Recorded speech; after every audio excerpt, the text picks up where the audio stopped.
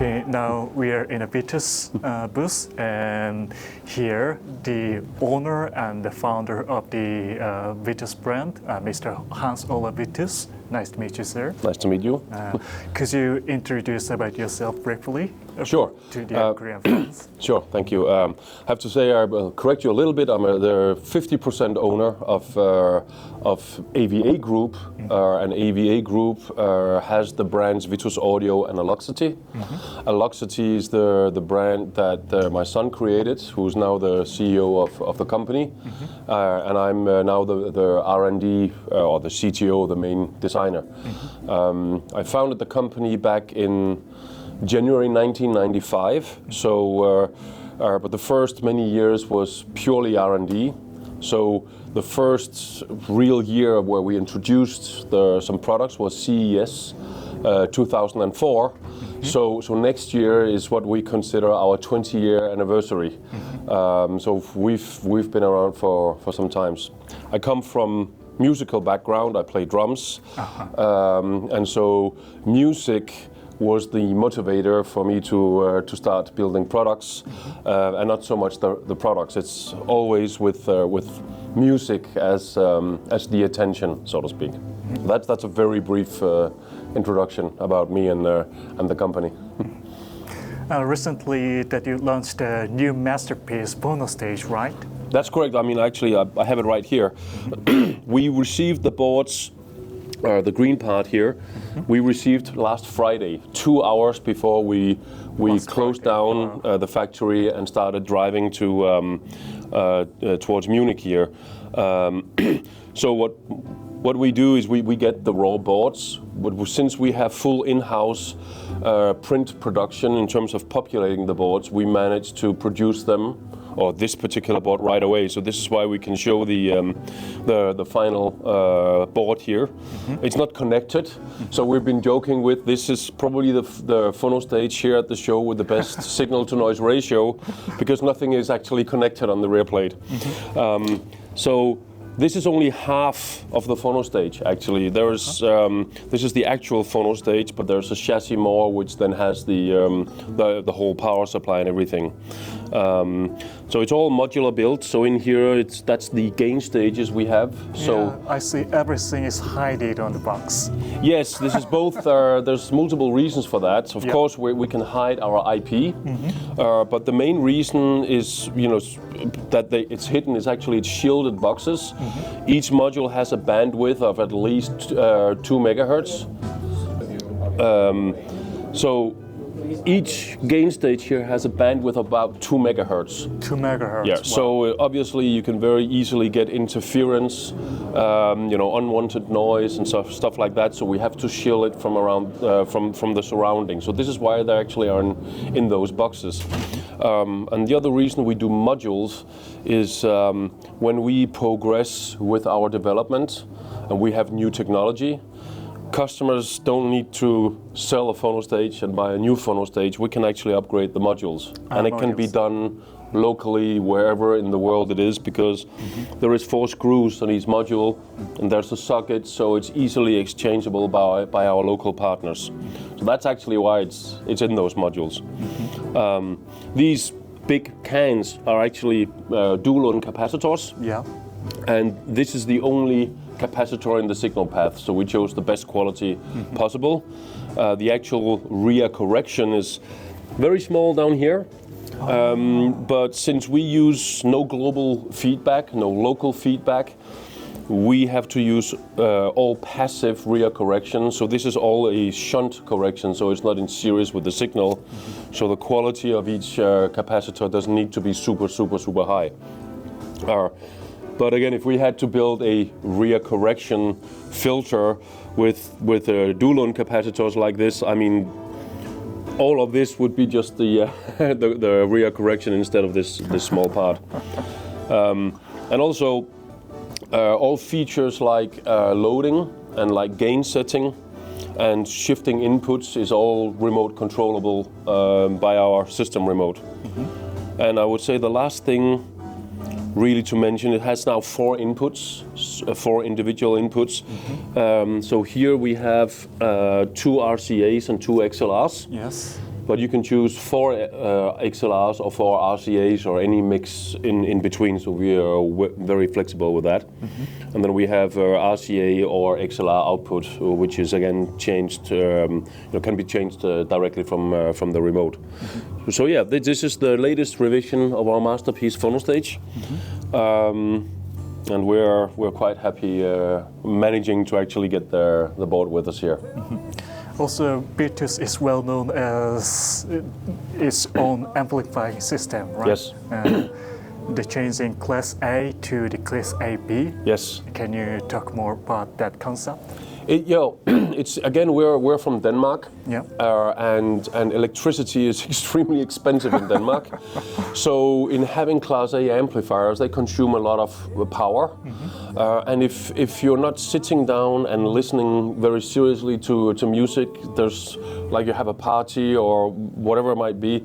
There's no point in having all that energy or power consumption. So this is why from day one I chose I need to have a Class AB functionality, and really the only thing we do is we change the quiescent current. So when we're in AB, it's like a high biased AB amplifier. When we switch to Class A, it's a pure Class A amplifier. So it's very, very simple. It's not a system where we are measuring the amplitude of the signal and changing the quiescent current. No, it's in Class A, it's pure Class A. Cool. Yeah, and these are actually the world premiere. Well, these are shipping, but this is we actually shipped them for a few months. But this is the new SM103 Mark II version in our standard white finish. So this is not a bespoke color. This is a standard finish. So we have silver, and we have let me just do that. It's easier. We have bespoke colors like the titanium orange, and we have the new blue color that we're showing here.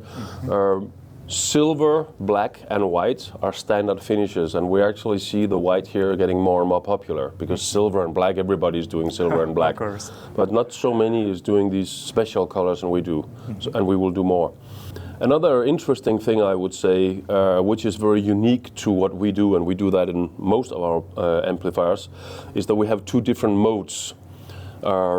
Basically configurations of the output stage. So we have our classic mode, which is only one transistor, one pair of transistors in the output stage, no parallel transistors at all. Then we have what we call rock mode, because it's a little more forceful, a little more straightforward, which is where we totally reconfigure the output stage to being quite different. And that's all we do. We're just changing the configuration of the output stage. And this is immediately audible when you change between the two. So we can enjoy the many genres in one amplifier. Yes, you can. You basically you have classic mode. Classic configuration of the output stage with Class A or AB, and then you have the rock mode with Class A or AB. So you kind of have 4 different presentations, I would say. It's not totally different in sound, but different presentations. And there are many different types of speakers, and each speaker are voiced in a little bit different way depending on the designer. And by having this way or these features, let's say, you can adjust a little bit to accommodate for different sounds with different types of speakers. And I haven't seen anyone else doing anything similar, so this is an area where we are very unique. Wow, thank you for the great interview. Our distributor in Korea will be love this. Well, we are very, very, what's the correct words? We're very, I can't think of the right, sorry?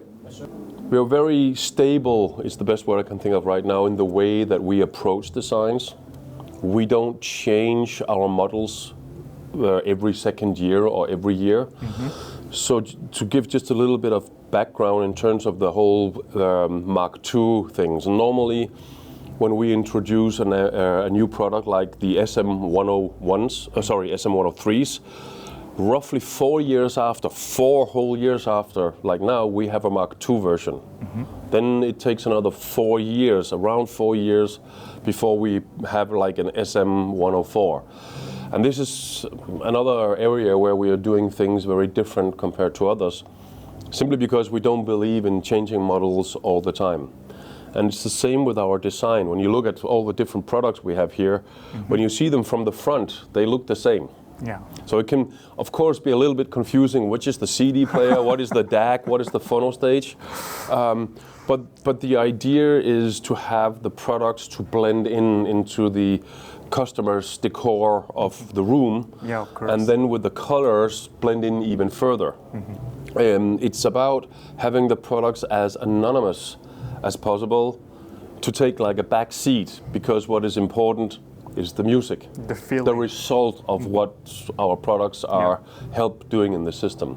And with this particular unit we have in blue over here is the SIA 025. This particular model has not changed for more than 10 years. And it's still one of our best-selling products, even though we didn't change anything for this many years. So it's a very key thing to our brand, that we keep things in the same design, the same approach of the design, mechanical design, the presence of the products, the visual of the products, and we don't change model in terms of the electronics inside all the time. And as a last thing, there's always an upgrade possibility. So for customers who already have, let's say, an SM102, there is a possibility to upgrade to the SM103. Wow. So it's an investment in VITUS Audio. It's not just you buy a product and then after some years it's obsolete and you have to buy a new product. That's not our approach at all. So. Finally, could you leave some comment for the Korean fans? Korean fans, in terms of what do you mean comments? The VITUS users in Korea? Well, I hope that we will come and visit soon. That's the first thing. It's been many years since I was personally in Korea. It was a fantastic time. I'll never forget. We hope we can visit soon again. Thank you for your support. We are here because of our customers. Without our customers, there would be no VITUS Audio. Please feel free to contact us on our website with any comments. If you have pictures of your systems with VA gear, please send them to us. We love to see what our customers and fans are doing with our products. And again, in terms of visiting, when we visit, we really hope that we can come and visit you and hear your systems. We love doing that. So, and again, thank you for all the support. That was an excellent interview. Thank you very much. Thank you. Thank you for your time. Thank you for your time.